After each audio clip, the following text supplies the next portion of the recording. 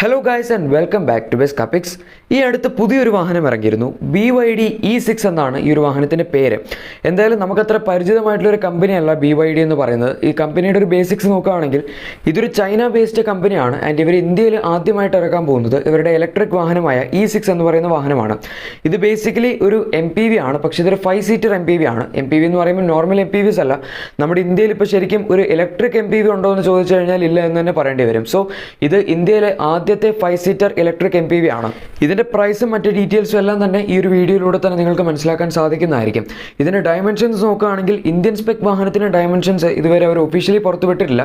പക്ഷേ എന്നാൽ പോലും നമ്മൾ ഗ്ലോബൽ സ്പെക് വാഹനങ്ങളുടെ ഡയമെൻഷൻസ് നോക്കുകയാണെങ്കിൽ ഏകദേശം 4.6 മീറ്റേഴ്സോളം ഈ ഒരു വാഹനത്തിന് നീളം വരുന്നുണ്ട്.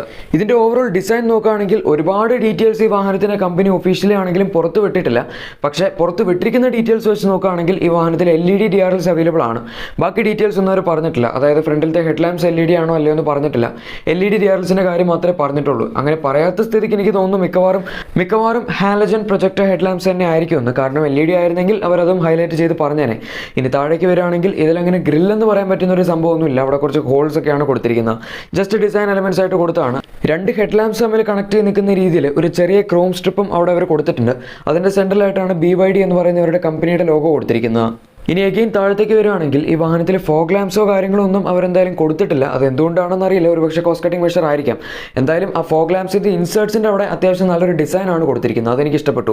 ബമ്പേഴ്സ് ആണെങ്കിൽ തന്നെ ഡ്യുവൽ ടോൺ ഫിനിഷിലാണ് വരുന്നത്. താഴത്തെ കുറച്ചൊരു ബ്ലാക്ക് ഏരിയ കൊടുത്തിട്ടുണ്ട്. ബാക്കി ഏരിയ ഫുള്ള് ബോഡി കളേർഡാണ്. വേറെ കാര്യമായിട്ടുള്ള എലമെന്റ്സ്, അതായത് സിൽവർ സ്കിറ്റ് പ്ലേറ്റ്സോ കാര്യങ്ങളൊന്നും ഇത് MPV ആയതുകൊണ്ട് തന്നെ ഇതിലവർ കൊടുത്തിട്ടില്ല. ഈവൻ ക്രോം എലമെന്റ്സ് ആണെങ്കിലും വളരെ മിനിമലായിട്ടാണ് ഈ വാഹനത്തിന് ഫ്രണ്ടിൽ അവർ ഉപയോഗിച്ചിരിക്കുന്നത്. ഇനി ഈ വാഹനത്തിൻ്റെ സൈഡ് പ്രൊഫൈലിലേക്ക് വരികയാണെങ്കിൽ ഇതിൽ ആക്ച്വലി അലോയ്സ് കൊടുത്തിട്ടുണ്ട്. ഒരു നോർമൽ സിൽവർ ഫിനിഷിൽ വരുന്ന അലോയ്സ് ആണ്. അല്ലാതെ ഇപ്പോഴത്തെ വാഹനങ്ങൾ നമ്മൾ കാണുന്ന പോലെ ഡയമണ്ട് കട്ട് ഫിനിഷ് ഒന്നും ഇല്ല. സിമ്പിൾ അലോയ്സ് ആണ്. അതായത് ഒരു മൾട്ടി സ്പോക്ക് അലോയ്സ് ആണ് ഈ വാഹനത്തിൽ കൊടുത്തിരിക്കുന്നത്. ഫ്രണ്ടിൽ ഡിസ്ക് ബ്രേക്സ് അവൈലബിൾ ആണ്. ഇതിൻ്റെ സൈസ് എത്രയാണെന്ന് അവരിതൊരു ഒഫീഷ്യലി പറഞ്ഞിട്ടില്ല. പക്ഷേ ഇത് കണ്ടിട്ട് എനിക്ക് തോന്നുന്നു മിക്കവാറും 15 അല്ലെങ്കിൽ 16 ഇഞ്ച് വീൽസ് ആയിരിക്കുന്നു. മിക്കവാറും 16 ആവാനാണ് സാധ്യത. 15 എന്ന് പറയുമ്പോൾ ഇതിൽ കുറച്ച് അണ്ടർടയർഡ് ആയി പോകും. ഇനി ടോപ്പ് പോർഷനിലേക്ക് വരുമ്പോൾ ORVMs അവിടെ കൊടുത്തിട്ടുണ്ട്. ORVMs ഒബ്വിയസ്ലി ഇലക്ട്രിക്കലി അഡ്ജസ്റ്റബിൾ ആണ്, ഫോൾഡബിൾ ആണ്. ടോപ്പ് പോർഷനിൽ ബോഡി കളർ തീമാണ് കൊടുത്തിരിക്കുന്നത്. ഈ വാഹനത്തിൽ ഇപ്പോൾ വൈറ്റ് ഫിനിഷിലാണ് ടോപ്പ് വരുന്നത്. അതുപോലെ തന്നെ താഴ്ഭാഗത്തേക്ക് നോക്കുകയാണെങ്കിൽ അവിടെ ഒരു ബ്ലാക്ക് ഫിനിഷിലാണ് വരുന്നത്. ഡോർ ഹാൻഡിൽസ് ആണെങ്കിലും ഇതിൽ ബോഡി കളർഡാണ്. വേറെ ക്രോം ഡോർ ഹാൻഡിൽസ് ഒന്നും വരുന്നില്ല. ആൻഡ് ഇതിൻ്റെ BCD തുടങ്ങിയ പില്ലേഴ്സ് എല്ലാം കംപ്ലീറ്റ്ലി ബ്ലാക്ക് ഫിനിഷിലാണ് വരുന്നത്. ഇതിൻ്റെ ഗ്ലാസ് ഏരിയ അല്ലെങ്കിൽ ആ ഒരു വിൻഡോ ലൈൻ ത്രൂ ഔട്ട് ഒരു ക്രോം എലമെന്റ് റൺ ചെയ്യുന്നുണ്ട്. MPV ആയ സ്ഥിതിക്ക് വാഹനത്തിൽ അത്യാവശ്യം വലിയ സൈസിലുള്ള ഒരു ക്വാർട്ടർ ഗ്ലാസും കൊടുത്തിട്ടുണ്ട്. പക്ഷേ ഇത് 7 സീറ്റർ അല്ല, 5 സീറ്റർ ആണ്. ഓവറോൾ ഈ വാഹനത്തിൻ്റെ സൈഡ് പ്രൊഫൈലിനെ പറ്റി പറയുകയാണെങ്കിൽ ഒരു ടിപ്പിക്കൽ MPV സ്റ്റാൻസ് എന്താണോ ആ ഒരു സ്റ്റാൻസിൽ തന്നെയാണ് ഈ വാഹനം വരുന്നത്. പിന്നെ താഴത്താണെങ്കിലും ബോഡി ലൈനോ കാര്യങ്ങളോ ഒന്നും ഈ വാഹനത്തിൽ വരുന്നില്ല. സൈഡ് ബോഡി ക്ലാഡിങ്സും അവൈലബിൾ അല്ല. ഇനി പുറകിലേക്ക് വരുമ്പോൾ ഈ വാഹനത്തിന് ഗ്ലാസ് ഏരിയയിലേക്ക് നോക്കുകയാണെങ്കിൽ ഞാൻ നേരത്തെ പറഞ്ഞ പോലെ തന്നെ ഡീപ് പില്ലർ ബ്ലാക്ക്ഡ് ഔട്ട് ആണ്. അതുകൊണ്ട് എല്ലാം ഒരു കംപ്ലീറ്റ് ഒരു സിംഗിൾ പീസ് ആയിട്ടാണ് നമുക്ക് തോന്നുന്നത്. പുറകിൽ എന്തായാലും വൈപ്പറും വാഷറും ഡീഫോറും ഒക്കെ തന്നെ അവൈലബിൾ ആണ്. ടോപ്പിൽ LED high mount stop lamps വരുന്നുണ്ട്. ഷാർക്ക് ഫിൻ ഞാൻ നേരത്തെ പറഞ്ഞ പോലെ കൊടുത്തിട്ടുണ്ട് ടോപ്പിൽ. ഇതിൻ്റെ പുറകിൽ എന്തായാലും LED ടെയിൽ ലാംപ്സ് തന്നെയാണ് കൊടുത്തിരിക്കുന്നത് എന്ന് കമ്പനി പറഞ്ഞിട്ടുണ്ട്. പക്ഷേ ഫ്രണ്ടിലത്തെ കേസിൽ അവരങ്ങനെ പറഞ്ഞിട്ടില്ലായിരുന്നു. പുറകിൽ മാത്രമാണ് LED കോമ്പിനേഷൻ ലാംപ്സ് ആണ് കൊടുത്തിരിക്കുന്നത് എന്നവർ പറഞ്ഞിരിക്കുന്നത്. പക്ഷേ ഇത് കണ്ടിട്ട് ടെയിൽ ലാംപ്സ് മാത്രമേ LED ആയിട്ട് തോന്നുന്നുള്ളൂ. ബാക്കി സൈഡ് ടേൺ ഇൻഡിക്കേറ്റേഴ്സും കാര്യങ്ങളൊക്കെ മിക്കവാറും ഹാലജൻ ബൾബ്സ് തന്നെ ആയിരിക്കും. എന്തായാലും പുറകിലും ടെയിൽ ലാംപ്സ് തമ്മിൽ കണക്ട് ചെയ്യുന്ന രീതിയിൽ ഈ വാഹനത്തിൽ ഒരു ക്രോം സ്ട്രിപ്പ് റൺ ചെയ്യുന്നുണ്ട്. സെൻട്രലിൽ BYDയുടെ ലോഗോ വരുന്നുണ്ട്. അതുപോലെ സൈഡിലാണെങ്കിലും E6ൻ്റെയും EVയുടെയും ഒക്കെ കുറച്ച് ബാഡ്ജിങ്ങും വരുന്നുണ്ട്. ഇനി ബമ്പേഴ്സിൻ്റെ ഡിസൈനിലേക്ക് വരികയാണെങ്കിൽ സിമ്പിൾ ആയിട്ടുള്ള ഡിസൈനാണ്. വേറെ കാര്യമായിട്ടുള്ള അഗ്രസീവ് എലമെന്റ്സ് ഒന്നും ഈ വാഹനത്തിന് ബമ്പേഴ്സിൽ കൊടുത്തിട്ടില്ല. അതായത് ഇപ്പോൾ ഫേക്ക് എക്സോസ്റ്റിന് ട്രീറ്റ്മെൻറ്റ് അങ്ങനത്തെ കാര്യങ്ങളൊന്നും തന്നെ വരുന്നില്ല. താഴ്ഭാഗത്ത് കുറച്ച് മാറ്റ് ബ്ലാക്ക് ഏരിയാസ് വരുന്നുണ്ട്. ബാക്കിയെല്ലാം ബോഡി കളേർഡാണ്. 4 പാർക്കിംഗ് സെൻസേഴ്സ് ഈ ഒരു വാഹനത്തിന് പുറകിൽ വരുന്നുണ്ട്. 2 റിഫ്ലക്ടേഴ്സും 2 സൈഡിലായിട്ട് പ്ലേസ് ചെയ്തിട്ടുണ്ട്. ഇത്രയൊക്കെയാണ് ഈ വാഹനത്തിന് ഡിസൈൻ ആസ്പെക്ട്സിനെ പറ്റി പറയാൻ പറ്റുന്നത്. ഇനി ഇതിൻ്റെ ടോട്ടൽ ബൂട്ട് സ്പേസ് നോക്കുകയാണെങ്കിൽ ആക്ച്വലി ഞാൻ നേരത്തെ പറഞ്ഞ പോലെ ഇതൊരു 5 സീറ്റർ മോഡലാണ്, 7 സീറ്റർ അല്ല. അതുകൊണ്ട് തന്നെ 580 ലിറ്റേഴ്സിൻ്റെ ഒരു മാസീവ് ബൂട്ട് സ്പേസ് ആണ് ഈ ഒരു വാഹനത്തിൽ വരുന്നത്. അത് ഇതിൻ്റെ സെഗ്മെന്റ് എടുത്ത് നോക്കുകയാണെങ്കിൽ എന്തായാലും ക്ലാസ് ലീഡിംഗ് ബൂട്ട് സ്പേസ് ആണ് എന്ന് തന്നെ പറയാം. ഇനി അടുത്തതായി വാഹനത്തിന് ഇന്റീരിയേഴ്സിലേക്ക് വരികയാണെങ്കിൽ നമുക്ക് ആദ്യം തന്നെ ഇതിൻ്റെ സ്റ്റിയറിംഗ് വീൽ നോക്കാം. സ്റ്റിയറിംഗ് വീൽ ഓവറോൾ ഒരു ലെതർ റാപ്ഡ് ഫിനിഷിലാണ് അവർ കൊടുത്തിരിക്കുന്നത്. സെൻട്രലിൽ BYDയുടെ ലോഗോ വരുന്നുണ്ട്. റൈറ്റ് സൈഡിലാണ് സ്റ്റിയറിംഗ് മോഡ്, ഓഡിയോ കൺട്രോൾസും കാര്യങ്ങളെല്ലാം കൊടുത്തിരിക്കുന്നത്. ലെഫ്റ്റ് സൈഡ് ഫ്രീ ആണ്. ക്രൂസ് കൺട്രോൾ ഒന്നും പൊതുവെ ഇലക്ട്രിക് വാഹനങ്ങളിൽ അങ്ങനെ വരാറില്ല. എന്തായാലും അതിൻ്റെ തേർഡ് സ്പോക്കിലും അതുപോലെ രണ്ട് സൈഡ് സ്പോക്സിലും കുറച്ച് സിൽവർ എലമെന്റ്സും കാര്യങ്ങളും എല്ലാം ഡിസൈൻ ആസ്പെക്ട്സിൽ കൊടുത്തിട്ടുണ്ട്. ഇതിൻ്റെ ഇൻസ്ട്രുമെന്റ് ലിസ്റ്റ് ആണെങ്കിൽ തന്നെ part digital and part analog ആണ്. അല്ലാതെ ഫുള്ളി ഡിജിറ്റൽ ഇൻസ്ട്രുമെന്റ് ലിസ്റ്റ് ഒന്നും ഈ വാഹനത്തിൽ വരുന്നില്ല. സ്പീഡോമീറ്ററും മറ്റ് ഡീറ്റെയിൽസ് എല്ലാം അനലോഗിലാണ് വരുന്നത്. അതിൻ്റെ സെൻറ്ററിൽ ഒരു ഡീസൻറ്റ് സൈസ് MID കൊടുത്തിട്ടുണ്ടോ എന്ന് പറയാം. ഏകദേശം ഒരു 4.5 to 5 ഇഞ്ചസിൻ്റെ ഇടയിലായിരിക്കും അതിൻ്റെ സൈസ്. ഇനി അടുത്തത് സെൻറ്റർ കൺസോളിലേക്ക് വരികയാണെങ്കിൽ ഓൾമോസ്റ്റ് 10.1 ഇഞ്ചസ് വരെ സൈസ് വരുന്ന ഒരു ടച്ച് സ്ക്രീൻ ഇൻഫോർടൈൻമെന്റ് സിസ്റ്റം ആണ് ഈ വാഹനത്തിൽ കൊടുത്തിരിക്കുന്നത്. അതിൽ തന്നെയാണ് ഇതിൻ്റെ എയർ കണ്ടീഷനിങ് കൺട്രോൾസും കാര്യങ്ങളെല്ലാം വരുന്നത്.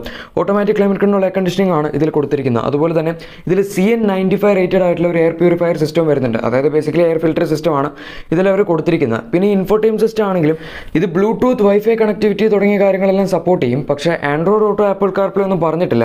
അത് മിക്കവാറും അവൈലബിൾ ആയിരിക്കും, പക്ഷേ അതൊരു പറയാത്തതുകൊണ്ട് എനിക്ക് ചെറിയൊരു ഡൗട്ട് ഇല്ലാതില്ല. പക്ഷേ എന്നാലും ഇവർ വൈഫൈ കണക്ടിവിറ്റി എന്ന് പറഞ്ഞിരിക്കുമ്പോൾ അത് വയർലെസ് ആൻഡ്രോയിഡ് ഓട്ടോയ്ക്കോ ആപ്പിൾ കാർപ്ലേക്കോ ആയിരിക്കും എന്ന് നമുക്ക് വേണമെങ്കിൽ വിചാരിക്കാം. അവർ വേറെ സെപ്പറേറ്റ് ആയിട്ടൊന്നും മെൻഷൻ ചെയ്തിട്ടില്ല. എന്തായാലും താഴത്തെ AC വെൻസ് ഉണ്ട്. AC വെൻസിന്റെ റൈറ്റ് സൈഡിലായിട്ട് പുഷ് ബട്ടൺ സ്റ്റാർട്ടിന്റെ അവർ കൺട്രോൾസ് പ്ലേസ് ചെയ്തിട്ടുണ്ട്. AC വെൻസിന്റെ സറൗണ്ട് ആണെങ്കിലും സിൽവർ ഫിനിഷ് എല്ലാം കൊടുത്തിട്ടുണ്ട്. ഇനി താഴേക്ക് വരികയാണെങ്കിൽ ഇവിടെയാണ് ഇതിന്റെ മെയിൻ ഒരു കോക്പിറ്റ് എന്ന് പറയാൻ പറ്റുന്നത്. അതായത് ഈ വാഹനത്തിന്റെ ഡ്രൈവ് മോഡ് സെലക്ടറും അങ്ങനത്തെ നമുക്ക് എല്ലാ കൺട്രോൾസും വരുന്നത് അവിടെയാണ്. വേറെ ടോപ്പിലായിട്ട് പ്രത്യേകിച്ച് ഒരു ബട്ടൺസോ കാര്യങ്ങളോ ഒന്നും തന്നെ അവൈലബിൾ ആയിരിക്കില്ല. പിന്നെ അവിടെ ഒരു കപ്പ് ഹോൾഡേഴ്സ് വരുന്നുണ്ട്. അതുപോലെ പാർക്കിംഗ് ബ്രേക്കിന്റെ സംഭവങ്ങളെല്ലാം വരുന്നുണ്ട്. ഫ്രണ്ട് പാസഞ്ചേഴ്സിന് എന്തായാലും ഈ ഒരു വാഹനത്തിൽ ആംറസ്റ്റ് അവൈലബിൾ ആണ്. പുറകിലും ആംറസ്റ്റ് അവൈലബിൾ ആയിരിക്കും. അവരെന്തായാലും ഒഫീഷ്യലായിട്ട് പുറകിലത്തെ ഫോട്ടോസിന്റെ സീറ്റ്സിന്റെ ഫോട്ടോസ് ഒന്നും കാണിച്ചിട്ടില്ല. എന്തായാലും ലെതർ സീറ്റ്സ് ആണ് ഇത് എന്നാണ് കമ്പനി മെൻഷൻ ചെയ്യുന്നത്. ഒരു പക്ഷേ ലെതററ്റ് ആയിരിക്കാം. ഇനി സാധാരണ ഏതൊരു കമ്പനിയും കോസ്റ്റ് കട്ട് ചെയ്യുന്ന പോലെ തന്നെ ഇവരും കോസ്റ്റ് കട്ട് ചെയ്തിട്ടുണ്ട്. ഈ വാഹനത്തിലും ഓട്ടോ ഡിമിംഗ് IRVMs ഒന്നും അവൈലബിൾ അല്ല. നോർമൽ മാനുവൽ ഡിമിംഗ് IRVMs തന്നെയാണ് വരുന്നത്. ഇനി ഇതിന്റെ ഡാഷ്ബോർഡ് ഡിസൈൻ നോക്കുകയാണെങ്കിലും ഓൾ ബ്ലാക്ക് തീമിലാണ് ഈ വാഹനത്തിന്റെ ഇന്റീരിയർ ഡിസൈൻ വന്നിരിക്കുന്നത്. വേറെ ഡ്യുവൽ ടോൺ ഫിനിഷ് ഒന്നും ഇല്ല. റൂഫ് മാത്രമേ ഇതിൽ നമുക്ക് വൈറ്റ് ഫിനിഷിൽ കൊടുത്തിട്ടുണ്ടെന്ന് പറയാൻ പറ്റുള്ളൂ, അല്ലെങ്കിൽ അറ്റ്ലീസ്റ്റ് ഐവറി ഫിനിഷിൽ കൊടുത്തിട്ടുണ്ടെന്ന് പറയാൻ പറ്റുള്ളൂ. ബാക്കി ക്യാബിൻ ഫുൾ ബ്ലാക്ക് ആണ്. ആൻഡ് അത് അത്യാവശ്യം പ്രീമിയം ആണ്. ഒരു പക്ഷേ സോഫ്റ്റ് ടച്ച് മെറ്റീരിയൽസ് ഒക്കെ ഇന്റീരിയേഴ്സിലൊക്കെ ഉപയോഗിച്ചിട്ടുണ്ടാവുമായിരിക്കും. എന്തായാലും എക്സ്പീരിയൻസ് ചെയ്യാൻ പറ്റിയിട്ടില്ല ഒരു വാഹനം. ഇനി ഈ വാഹനത്തിന്റെ ടെക്നിക്കൽ സ്പെസിഫിക്കേഷൻസിലേക്ക് വരികയാണെങ്കിൽ ഇതിൽ ബേസിക്കലി അവർ ഉപയോഗിച്ചിരിക്കുന്നത് 71.7 kWh ബാറ്ററിയാണ്. അതേസമയം ഞാൻ വേണമെങ്കിൽ ജസ്റ്റ് റെഫറൻസിന് വേണ്ടി പറയാം. ഏകദേശം ഈ ഒരു പ്രൈസ് പോയിന്റിൽ വരുന്ന MG-Z CV എടുക്കുകയാണെങ്കിൽ ഏകദേശം 24.6 lakh rupees-ഓളം എക്സ്ഷോറൂം പ്രൈസ് വരുന്നുണ്ട്. അതിലവർ ഉപയോഗിച്ചിരിക്കുന്ന 44.5 kWh ബാറ്ററിയാണ്. പക്ഷേ ഇതിൽ അതേസമയം 71.7 kWh ബാറ്ററിയാണ് ഉപയോഗിച്ചിരിക്കുന്നത്. അതായത് ബാറ്ററി പാക്കിന്റെ സൈസിൽ വലിയൊരു വ്യത്യാസം തന്നെ വന്നിട്ടുണ്ട് എന്ന് പറയാം. പവർ ഫിഗേഴ്സ് നോക്കുകയാണെങ്കിൽ 95 PS പവറും 180 Nm ടോർക്കുമാണ് ഈ ഒരു മോട്ടോർ ഇതിൽ ഉപയോഗിച്ചിരിക്കുന്ന ടോട്ടലായിട്ട് ജനറേറ്റ് ചെയ്യുന്നത്. അതായത് ഒരു ആവറേജ് പവർ ഫിഗേഴ്സ് ആണെന്ന് പറയാം. അല്ലാതെ വളരെ ഇംപ്രസീവ് ആയിട്ടുള്ള പവർ ഫിഗേഴ്സ് ഒന്നും അല്ല ഓൺ പേപ്പറിൽ ഈ ഒരു വാഹനം കാണിക്കുന്ന. കമ്പനി പറയുന്നതാണെങ്കിൽ പോലും അങ്ങനെ സ്പോർട്ടി ആയിട്ടുള്ളൊരു ഇലക്ട്രിക് വാഹനമല്ല ഇത്. കൂടുതൽ റേഞ്ച് കിട്ടുന്ന രീതിയിലാണ് ഈ വാഹനത്തിന്റെ ഓവറോൾ ട്യൂണിംഗ് എല്ലാം അവർ നടത്തിയിരിക്കുന്നതെന്നാണ് അവർ പറയുന്നത്. ഇനി റേഞ്ചിലേക്ക് വരുമ്പം ഈ വാഹനത്തിന് ക്ലെയിം ചെയ്തിരിക്കുന്ന റേഞ്ച് ARAI ക്ലെയിം ചെയ്തിരിക്കുന്ന 520 കിലോമീറ്റേഴ്സിൻ്റെ റേഞ്ചാണ് ഒറ്റ ചാർജിൽ. അതേസമയം കമ്പനി പറയുന്നത് ഏകദേശം 415 മുതൽ 520 കിലോമീറ്റേഴ്സ് വരെ ഈ വാഹനത്തിൽ റേഞ്ച് കിട്ടുമെന്നാണ്. കമ്പനി 420 പറയുന്നു എന്ന് പറയുമ്പോൾ എന്തായാലും ഏകദേശം റിയൽ ലൈഫ് റേഞ്ച് ആണത് പറയുന്നത്. ആൻഡ് ARAI 520 ക്ലെയിം ചെയ്യുന്നുണ്ട്. അപ്പോൾ ഏകദേശം ഒരു 350 to 400 ഇടയിൽ ഈ വാഹനത്തിന് മാന്യമായിട്ട് ഓടിക്കുകയാണെങ്കിൽ റേഞ്ച് കിട്ടുമായിരിക്കും. എന്തായാലും 300 മുകളിൽ കിട്ടേണ്ടതാണ്. 130 km/h ആണ് ഈ ഒരു വാഹനത്തിൻ്റെ മാക്സിമം സ്പീഡ് കമ്പനി പറയുന്നത്. 30 to 80% ചാർജ് നിങ്ങൾ DC ഫാസ്റ്റ് ചാർജിങ് ഉപയോഗിച്ച് ചെയ്യുകയാണെങ്കിൽ ഏകദേശം 35 മിനിറ്റ് കൊണ്ടാവും എന്നാണ് കമ്പനി ക്ലെയിം ചെയ്യുന്നത്. ഇനി നമുക്കറിയാം BYD എന്ന് പറയുന്നത് ഇന്ത്യയിലെ ഒരു പുതിയ കമ്പനിയാണ്. അതുകൊണ്ട് തന്നെ അവർ അത്യാവശ്യം നല്ല വാറന്റി ഒക്കെ തന്നെയാണ് ഈ ഒരു വാഹനത്തിൽ കൊടുത്തിരിക്കുന്നത്. ഈ വാഹനം ആസച്ച് നിങ്ങൾ നോക്കുകയാണെങ്കിൽ 3 വർഷം അല്ലെങ്കിൽ 1,25,000 കിലോമീറ്റേഴ്സിൻ്റെ വാറന്റിയാണ് ഈ വാഹനത്തിൽ, അതായത് MPVയിൽ സ്റ്റാൻഡേർഡ് ആയിട്ട് വരുന്നത്. അതിന് പുറമെ ബാറ്ററിയുടെ വാറന്റി എടുക്കുകയാണെങ്കിൽ 8 വർഷം അല്ലെങ്കിൽ 5 ലക്ഷം കിലോമീറ്റേഴ്സിൻ്റെ വാറന്റിയാണ് ഇതിൽ കമ്പനി ഓഫർ ചെയ്യുന്നത്. ആൻഡ് ഇതിൽ ഉപയോഗിച്ചിരിക്കുന്ന മോട്ടറിൻ്റെ വാറന്റി എടുക്കുകയാണെങ്കിൽ 8 വർഷം അല്ലെങ്കിൽ 1.5 ലക്ഷം കിലോമീറ്റേഴ്സ് ആണ്. ഇനി ഈ വാഹനം നിങ്ങൾക്ക് എവിടെയൊക്കെ നിന്ന് വാങ്ങാമെന്ന് ചോദിക്കുകയാണെങ്കിൽ നമ്മുടെ കൊച്ചിയിൽ ഈ BYD എന്ന് പറയുന്ന കമ്പനിക്ക് ഒരു ഷോറൂം ഉണ്ട്. അതായത് കേരളത്തിൽ ആകെ കൊച്ചിയിൽ മാത്രമേ ഉള്ളൂ. ഇവരിപ്പോൾ നിലവിൽ ഈ വാഹനം മാർക്കറ്റ് ചെയ്യാൻ പോകുന്ന കുറച്ച് സ്ഥലങ്ങളിൽ മാത്രമേ ഉള്ളൂ. അതായത് കുറച്ച് ഇന്ത്യയിലുള്ള സിറ്റീസിൽ മാത്രമേ ഈ വാഹനം ഇപ്പോൾ മാർക്കറ്റ് ചെയ്യുന്നുള്ളൂ. ഇപ്പോൾ എക്സാമ്പിൾ ആയിട്ട് പറയുകയാണെങ്കിൽ ഡൽഹി NCR, മുംബൈ, ബംഗളൂരു, ഹൈദരാബാദ്, അഹമ്മദാബാദ്, ചെന്നൈ, കൊച്ചി, അഹമ്മദാബാദ് ഇങ്ങനത്തെ കുറച്ച് സ്ഥലങ്ങളിലാണ്. സെയിൽസ് ഉണ്ടെങ്കിൽ ഈ വാഹനത്തിന്റെ ഓവറോൾ സർവീസ് നെറ്റ്വർക്കും ഡീലർഷിപ്സിന്റെ നെറ്റ്വർക്കും എല്ലാം കുറച്ചും കൂടെ ബ്രോഡായി വരുമായിരിക്കും. ഈ വാഹനത്തിന്റെ പ്രൈസിംഗ് എല്ലാം കമ്പനി ഒഫീഷ്യലി പറഞ്ഞിട്ടുണ്ട്. ഈ വാഹനത്തിന്റെ പ്രൈസിംഗ് കേൾക്കുകയാണെങ്കിൽ നിങ്ങൾക്ക് ഒരുപക്ഷെ ഓവർ പ്രൈസ്ഡ് ആയിട്ട് തോന്നുമായിരിക്കും.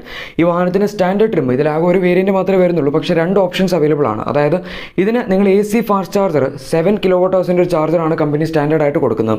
അതില്ലാതെയാണ് നിങ്ങൾ ഈ വാഹനം എടുക്കുന്നതെങ്കിൽ ഇതിന്റെ എക്സ്ഷോറൂം പ്രൈസ് വരുന്നത് 29.15 lakhs ആയിരിക്കും. എന്നാൽ അതല്ല, നിങ്ങൾ ആ ഒരു 7 kWh AC ചാർജർ കൂടി എടുക്കുകയാണെന്നുണ്ടെങ്കിൽ ഈ വാഹനത്തിന്റെ എക്സ്ഷോറൂം പ്രൈസ് 29.6 lakh rupees ആവും. ഇതെല്ലാം എക്സ്ഷോറൂം പ്രൈസ് ആണ്. ഇതിന്റെ ഓൺ റോഡ് പ്രൈസ് വരുമ്പോൾ എന്തായാലും നമ്മുടെ കേരളത്തിൽ വലിയൊരു തുക തന്നെ ആവുമായിരിക്കും. ഏകദേശം ഒരു 35 ലക്ഷം രൂപയോളം ഈ വാഹനത്തിന് ഓൺ റോഡ് പ്രൈസ് വരേണ്ടതാണ് നമ്മുടെ ഒരു നോർമൽ കണക്കിലെടുക്കുകയാണെങ്കിൽ. കേരളത്തിന് പിന്നെ പ്രത്യേകിച്ച് EV വാഹനങ്ങൾക്ക് ഇപ്പോൾ നിലവിൽ സബ്സിഡിയും കാര്യങ്ങളൊന്നും ഇല്ല. പക്ഷേ അതേസമയം വേറെ പല സ്ഥലങ്ങളിലും സബ്സിഡിയൊക്കെ ഗവൺമെന്റ് കൊടുക്കുന്നുണ്ട്. കേരളത്തിൽ ഇതുവരെ നിലവിൽ വന്നിട്ടില്ല. ഒരുപക്ഷെ കുറച്ചു കാലം കഴിയുമ്പോൾ വരുമായിരിക്കും എന്ന് പ്രതീക്ഷിക്കാം. ഇനി അടുത്തതായി ഒരു കാര്യം പറയാനുള്ളത്, നിങ്ങൾ ഈ വാഹനത്തിന്റെ പ്രൈസ് കേട്ടിട്ട് ഇത് ഓവർ പ്രൈസ്ഡ് ആണോ എന്ന് വിചാരിക്കുന്നുണ്ടെങ്കിൽ എൻ്റെ ഒരു കണക്കൂട്ടിൽ വെച്ച് ഈ വാഹനം ഓവർ പ്രൈസ്ഡ് ആയിട്ട് എനിക്ക് തോന്നിയിട്ടില്ല. കാരണം ഇപ്പോൾ ഇന്ത്യയിൽ വരുന്ന പല വാഹനങ്ങളും ഇപ്പോൾ ഇലക്ട്രിക് വാഹനങ്ങളിൽ MG-ZS-EV അല്ലെങ്കിൽ ഹ്യുണ്ടായി കോന എടുക്കുകയാണെങ്കിൽ ഈ രണ്ട് വാഹനങ്ങളുടെയും കോന പിന്നെ ആകെ ഒറ്റൊരു വേരിയൻറ്റ് മാത്രമേ വരുന്നുള്ളൂ. ZS-EVയുടെ ടോപ്പ് എൻഡ് വേരിയൻറ്റ് എടുക്കുകയാണെങ്കിലും രണ്ട് വാഹനങ്ങളുടെയും പ്രൈസ് ഏകദേശം 24.6 to 24.99 ലാക്സിനുള്ളിലാണ്.